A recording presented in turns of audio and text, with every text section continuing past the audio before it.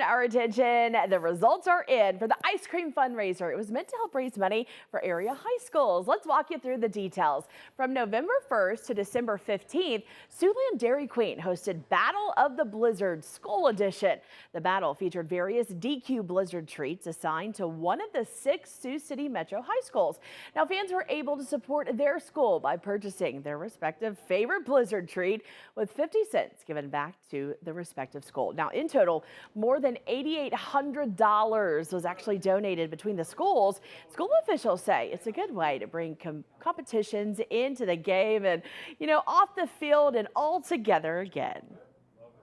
We work really well together, I think, as a city, and it's about making Sioux City activities and providing our kids the best experiences we can. But being able to partner with Dairy Queen, you really got Dairy Queen to thank for it. I mean, they've been able to step up and get all of us on the same page and figure out a really fun, creative way to get as much, generate some revenue for our kids, but also something cool for our community. And cool it was. The school that generated the most money received an extra $1,500, by the way. This year, West High was the champion. Congratulations.